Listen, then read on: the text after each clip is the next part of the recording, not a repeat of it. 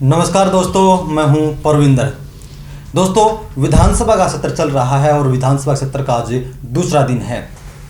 लेकिन इसके बाद 18 तारीख को आखिरी दिन है विधानसभा के सत्र का। तो पहले 2 दिनों की अगर बात करते हैं तो खूब तीखी नोक-झोंक देखने को मिली है। इसके अलावा नायब सिंह सैनी सरकार ने कुछ बड़े और अहम फैसले भी किए हैं, जिसकी शायद किसी ने कल्पना भी नहीं की थी। लोगों को उम्मीद भी नहीं थी कि नायब सैनी ऐसे बड़े फैसले करेंगे। इन तमाम विषयों पर चर्चा करने के लिए हमारे साथ हम सबके प्रिय जो है राजनीतिक मामलों के जानकार वीरेंद्र राठी हमारे साथ इस वक्त मौजूद है। राठी साहब, आपका कार्यक्रम में स्वागत है। आपका बहुत बहुत धन्यवाद और आपके दर्शकों को मेरी तरफ से नमस्कार। राठी साहब, 3 दिन का ये सत्र है, 2 दिन बीत चुके हैं, 1 दिन बाकी है।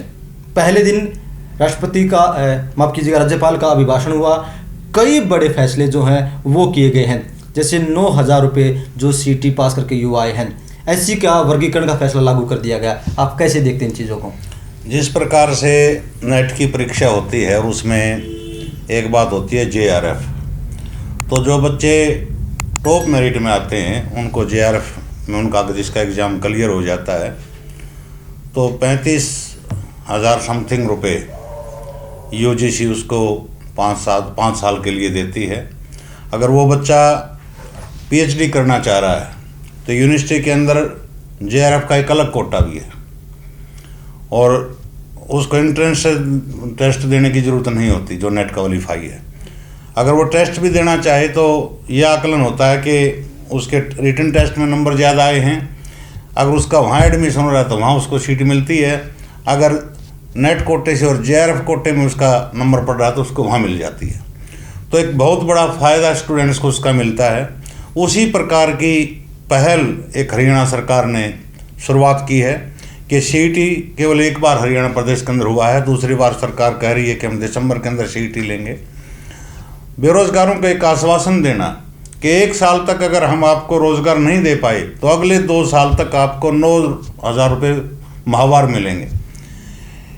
देखो, रोज़गार के लिए बच्चा टेस्ट पास करता है, ये तो स्वाभाविक सी बात है, लेकिन अगर रोज़गार ना मिलने की स्थिति में जिस बच्चे को 9,000 रुपये पर मंथ सरकार देगी तो किसी अच्छे इंस्टीट्यूट के अंदर वो कोचिंग भी ले सकता है और अच्छी परीक्षा की तैयारी भी कर सकता है। उसका हॉस्टल फैसिलिटीज़ भी अगर वो कहीं लेना चाहता है तो माँ बाप के ऊपर बोझ ना बन करके वो सुविधाएँ भी वो ले सकता है। और एक राहत जिसको हम कहते हैं, देखो, पूरी संतुष्टि तो बेरोजगार को तब मिलेगी जब उसको रोजगार मिल जाएगा, लेकिन रोजगार ना मिलने की स्थिति में 2 साल तक उसको एक तरह से इस प्रकार की आर्थिक मदद मिलेगी और 2 साल के अंदर बच्चे को फिर से अगर चांस मिल जाता है, सरकार नौकरी दे देती है, तो सोने पे सुहागे वाली ये बात है और स्वागत योग्य कदम नायब सिंह सैनी सरकार का मैं इसको मानता हूँ। राठी साहब, आज दादा गौतम ने भी कहा है कि जो बच्चे हुड्डा राज में किलकी मारते थे, आज बच्चे वो कोचिंग ले रहे हैं। तो क्या जो सरकार ने फैसला किया 9,000 रुपये का, क्या इससे कंपटीशन और बढ़ेगा? कहीं न कहीं एक इच्छा तो बच्चों के अंदर जागृत होगी। जिस प्रकार से पहली बार CET लिया तो सरकार ने कहा था कि 50% नंबर वाला क्वालिफाई मान लिया जाएगा, लेकिन उसमें एक शर्त लगाई, उसके ऊपर आंदोलन भी हुआ, प्रोटेस्ट भी हुआ, बेरोजगारों ने भी बड़े प्रोटेस्ट किए कि भाई हम 4 गुना पोस्ट के लिए कॉल करेंगे। अब की बार कहीं न कहीं सरकार की एक पॉलिसी सुनने में आ रही है, उसकी अभी तक फाइनलाइज वो नहीं हुई है। उम्मीद थी कि इस सत्र के अंदर वो चीज़ आ जाएगी, लेकिन वो नहीं आई। वो चर्चा ये है कि जिसके 60 मार्क्स आएंगे, पूरे 100 नंबर का पेपर होगा, पहले 95 नंबर का पेपर होता था, कि अब की बार 100 अंक का पेपर रख करके 60 मार्क्स जिसके आएंगे 60%, उस हर बच्चे को मेन एग्जाम में बैठने के लिए अलाउ किया जाएगा।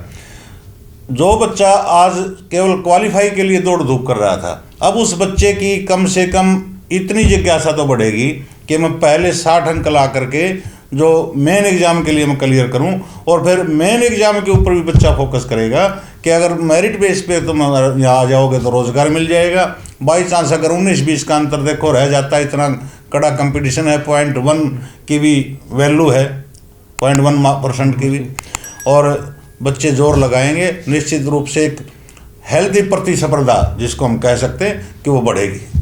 एक सरकार ने कहा कि SC का वर्गीकरण जो लंबे समय से मांग थी, SC की सुप्रीम कोर्ट का फैसला भी आया था, सैनी सरकार ने कहा कि मार्च से इसे लागू करते हैं, लेकिन हुड्डा सरकार ने पहले उसे रद्द किया था, बजलाल सरकार ने शुरू किया था। तो क्या जो बड़ा वोट बैंक है, क्या उसको देखते हुए सरकार ने फैसला लिया है? देखो, वोट बैंक देख करके तो फैसले होते ही हैं, और कहीं न कहीं इस फैसले का भी स्वागत हो रहा है। बहुत से जो आदमी वंचित थे इस लाभ से, अगर वंचितों को लाभ मिल रहा है तो सरकार को भी फायदा होगा और उस समुदाय को भी फायदा होगा। डॉक्टर साहब, जिस तरीके से तीखी नोक-झोंक देखने को मिली, उम्मीद ये की जा रही थी कि जो असल मुद्दे हैं उन पर चर्चा होगी, लेकिन इसके बजाय अनिल विज के पीछे लगे हुए कि अनिल विज की जान को खतरा है, उन्होंने कहा था। तो क्या विपक्ष अपना काम ठीक से नहीं कर रहा? देखो, विधानसभा हम मानते हैं कि इतना सिंसियरिटी से वहाँ पे बातें होनी चाहिए जो हरियाणा प्रदेश के हित की बात हो, लेकिन ये हंसी मजाक और टाइम पास का सिलसिला जब प्रदेश की विधानसभा के अंदर कई बार चलता है ना, वो लोगों के समझ से बाहर हो जाता है। कई दिन से तो एक मुद्दा गूंजा कि भाई अनिल विज जी कह रहे हैं भाई मेरे को खतरा था, और वो चुनाव से पहले की बात थी। अनिल विज ने खुद लिख कर सचिव को। दूसरी बात, कुछ नेता ऐसे हैं जो कभी तो विपक्ष में बैठे हुए नेता की प्रशंसा करते हैं, कभी उसकी बुराई करने लग जाते हैं, कभी नसीहत देने लग जाते हैं। आप राम कुमार गौतम जी को ही ले लीजिएगा। पिछली बार जब वो जेजेपी से नारनौल से विधायक बन करके आए, सैकड़ों बार उस नेता ने ये बात कही है कि मैं चुनाव लड़ना चाहता था, मेरे को तो ज़बरदस्ती दुष्यंत ने लड़वा दिया, अजय चौटाला ने लड़वा दिया, मैं तो खामखा एमएलए बन गया और बड़ा नुकसान हुआ। कैप्टन भी उन्होंने बड़े काम करे थे। 5 साल तक वो आदमी आगामी चुनाव लड़ने से इनकार करता रहा और उनका परिवार इनकार करता रहा। जो ही विधानसभा चुनाव की तारीख आई, झट बीजेपी ज्वाइन, हल्का बदल करके सफ़ेदों से चुनाव लड़ा, आज फिर जीत करके आ गए। मंत्रिमंडल में जब तक जगह नहीं मिली, पूरा स्तुतिगान सरकार का, भाजपा पार्टी का। जो ही मंत्रिमंडल में जगह नहीं मिली, तुरंत जो है भूपेंद्र हुड्डा जी की प्रशंसा के गीत गाने शुरू कर दिए और भाजपा को ये दिखाने लगे कि मेरे कारण भाजपा में सत्ता में आई है भाजपा। अगर मैं हुड्डा साहब के खिलाफ ये बातें नहीं बोलता तो भाजपा की इतनी सीटें नहीं आती।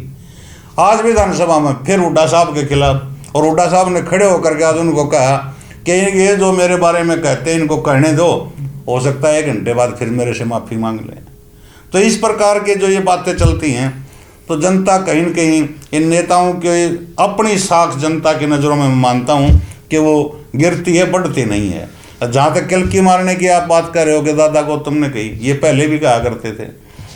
ये शब्द आज जो दादरी से विधायक बने हैं सांगवान साहब, उन्होंने भी बहुत बड़ा आरोप लगाया है कि भाई कोई हवाबाजी नहीं थी, केवल कभी गुलाबी गैंग का जिक्र किया, कभी किलकी मार गैंग का जिक्र किया, कि भाई कभी भावी सीएम का जिक्र किया। अरे ये चुनाव होना था, चुनाव के अंदर वोट पाने के लिए कुछ इधर उधर की बातें कहनी पड़ती हैं, करनी पड़ती हैं, लेकिन चुनाव के बाद आप चुन करके चले गए, बीजेपी सत्ता में आ गई, कांग्रेस हार गई, और जो भी नेता जिस भी हल्के से विधानसभा के अंदर जीत करके गया है ना, कम से कम सीरियसली वहाँ पर अपने हल्के की आवाज़ को बुलंद करे, जनता की आवाज़ को उठाए। ये चुटकुलेबाजी का दौर की जनता इनसे ज़्यादा जोक जानती है और नेताओं के ऊपर ज़्यादा चुटकुले भी हैं। अपने उसको जो है ना मनोरंजन का अड्डा मत बनाए प्रदेश की विधानसभा को, सीरियसली उसके ऊपर बहस हो, तो ताकि हरियाणा प्रदेश की जनता की नज़रों में सभी नेताओं का, चाहे वो पक्ष का है चाहे विपक्ष का है, मान सम्मान बढ़े। आज जो भारत भूषण बत्रा हैं रोहतक से विधायक, उन्होंने भी कहा कि पैसे के दम पर बीजेपी चुनाव जीतती है। तो क्या अभी तक कांग्रेस अपनी हार स्वीकार नहीं कर रही कि बार बार उसी मुद्दे को रिपीट कर रही है कि ईवीएम की वजह से हारे, पैसे के दम से हारे हम? क्या अभी तक स्वीकार नहीं है कांग्रेस को? देखिए, इस चीज़ में बड़ी अजीब सी बात अभी जो मैंने जिक्र किया वो यही संकेत मेरा था। भाई चुनाव हो गया, वो किसी ने कहा था कि बाबा अब्बू आ जाओ चाहे मोरी मंगवा जाओ। चुनाव हो गया, प्रदेश की जनता ने वोट दिए, टोटल गिनती होगी, सरकार भारतीय जनता पार्टी की बन गई, 48 सीटें लेकर के आगे। क्या रह गया भाई? पैसे से कोई वीडियो क्लिप दे दो, चुनाव इलेक्शन कमीशन में शिकायत कर दो, और अदालतें हैं वहाँ कर लो। और ये चीज़ तो चुनाव तक सीमित होती हैं। कौन प्रत्याशी ऐसा है जो चुनाव में पैसा नहीं लगाता? क्या जो इलेक्शन कमीशन ऑफ इंडिया ने जो निर्धारित किया खर्चा एमएलए चुनाव के लिए, एमपी चुनाव के लिए, किसी भी राष्ट्रीय पार्टी का प्रत्याशी प्रदेश का आकर के बता दो कि उस दायरे में रह करके मैंने चुनाव के ऊपर बजट खर्च किया, उससे ज़्यादा नहीं किया, कोई नहीं पाएगा। लेकिन आंकड़ों के हिसाब से देखोगे ना, तो जो दायरा बनाया गया उससे कम पाएगा कि मैंने कम खर्चा किया है। लेकिन सबको पता कि किस प्रत्याशी ने कितना खर्चा किया है। पूरे हरियाणा में नज़र मार लो, आप आस पड़ोस के हल्कों में ही देख लो कि कितना महंगा चुनाव इस बार का चुनाव हर एक पार्टी के लिए, प्रत्येक प्रत्याशी के लिए था जो ठीक ठाक पार्टी से खड़ा था। लेकिन ये कहने की बातें होती हैं, आरोप प्रत्यारोप का दौर छोड़ो, अब अपने इलाके की आवाज़ उठाओ, सरकार से अपना काम लो, अपने इलाके के लिए, अपने हल्के के लिए। नहीं करती है तो उनके ऊपर आप उनसे बहस करो। डॉक्टर साहब, अगर हम देखते हैं हरियाणा के इतिहास में ऐसा पहली बार हुआ कि कोई विधानसभा सत्र बिना नेता प्रतिपक्ष के चल रहा है। इसके ऊपर देखो बहुत से चैनलों के ऊपर, सोशल मीडिया के ऊपर वीडियो डल चुके हैं, हम भी 3-4 बार चर्चा कर चुके हैं। और वो तो हुड्डा साहब ने क्लियर ही कर दिया, जो हमने पिछले वीडियो में कहा था कि किसी दूसरे स्टेट का उदाहरण कांग्रेस देगी, वो उन्होंने कर्नाटका का शायद दे भी दिया कि वो वहाँ 6 महीने बाद बना था। बना लेंगे, वो इनका काम है। अगर ना बनेगा तो बड़ा सा काम सरकार का तो प्रभावित हो नहीं रहा।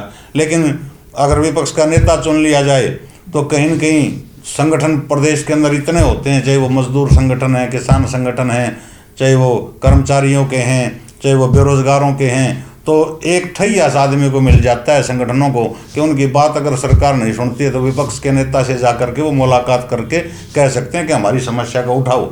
जब तक नेतृत्व विहीन विपक्ष रहेगा तो दमदारी के साथ मैं मानता हूं कि प्रदेश की जनता के मुद्दे, चाहे वो किसान के हितार्थ है, चाहे मजदूर के हितार्थ है, वो उठाने में विपक्ष फेलियर रहेगा।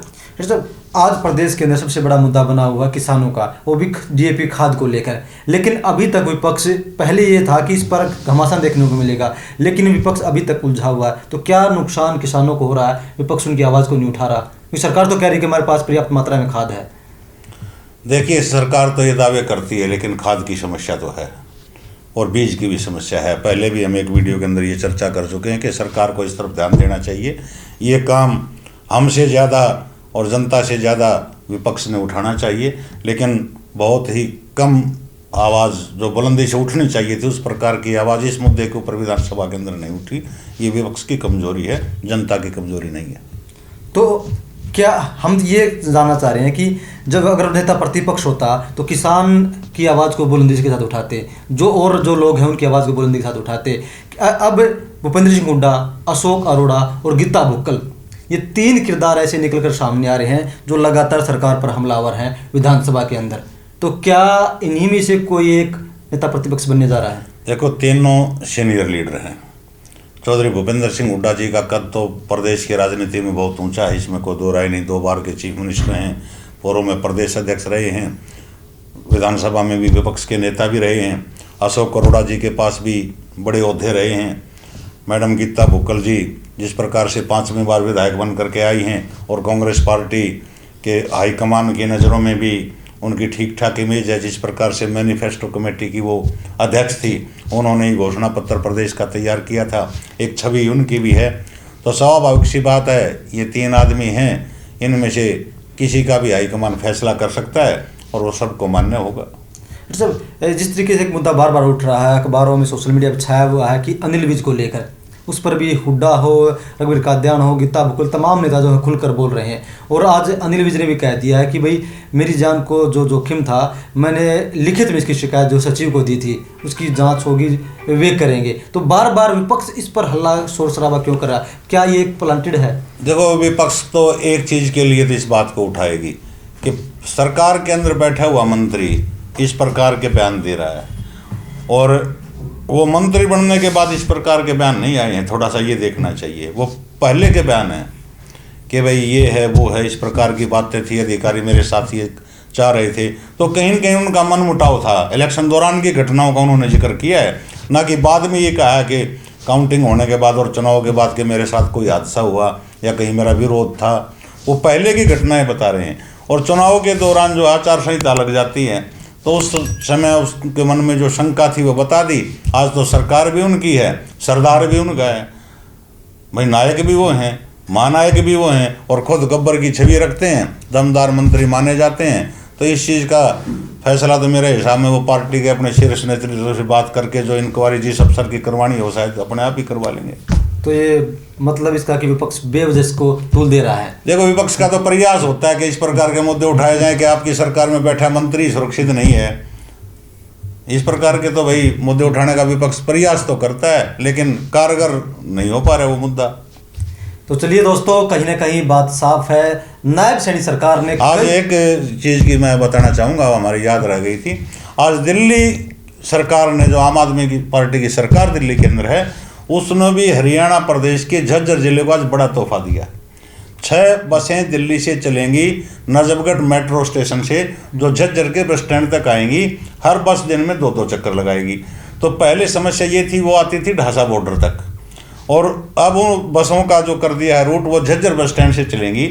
और नजफगढ़ जो मेट्रो स्टेशन है, जो झज्जर के यात्रियों को आने जाने में बड़ी दुविधा सी होती थी, अपने पर्सनल व्हीकल पे या तो बॉर्डर पे खड़ा करते या मेट्रो स्टेशन पे खड़ा करते, अब वो 1-1 घंटे का उनका अंतराल का समय रखा गया बसों का। और स्पष्ट रूप से कहा गया है कि कोई भी पास किसी भी प्रकार का हरियाणा के कर्मचारी का मान्य उसके अंदर नहीं होगा। महिलाएं चाहे वो हरियाणा प्रदेश की हों चाहे वो दिल्ली की हों, उनके लिए यात्रा फ्री रहेगी। और 15 तारीख से उनकी शुरुआत हो जाएगी। जो परिवहन मंत्री कैलाश गहलोत जी शायद दिल्ली के हैं, वो 15 तारीख को उन 6 बसों का जत्था लेकर के यहाँ झज्जर के अंदर प्रवेश करेंगे। और बादली के अंदर उनका विशेष रूप से स्वागत होगा, क्योंकि बॉर्डर पार करते ही हरियाणा प्रदेश का पहला गांव जो है वो बादली पड़ता है हरियाणा के अंदर, झज्जर जिले का। तो ये एक बहुत बड़ी सौगात दिल्ली सरकार ने दी है। भले ही सरकार किसी की हो, लेकिन वो भी एक स्वागत योग्य कदम है। लंबे समय से इसकी डिमांड चल रही है, बहुत लंबे समय से डिमांड थी। तो चलिए दोस्तों, कहीं ना कहीं उम्मीद ये की जा रही है कि हरियाणा के विधानसभा के अंदर जो जनता के मुद्दे हैं उन पर बहस हो और वे मुद्दे जो है विपक्ष उठाएगा। हालांकि सरकार ने कई बड़े फैसले किए हैं, जिस तरीके से एससी का वर्गीकरण हो, या फिर दूसरी तरफ जो सीईटी पास युवा हैं उनके लिए 9,000 रुपये प्रति माह की घोषणा की गई है। तो ऐसे में युवाओं में खुशी की लहर जरूर देखने को मिल रही है। तमाम विषयों पर चर्चा करने के लिए रेड्डी साहब आपका बहुत बहुत धन्यवाद। बहुत बहुत शुक्रिया।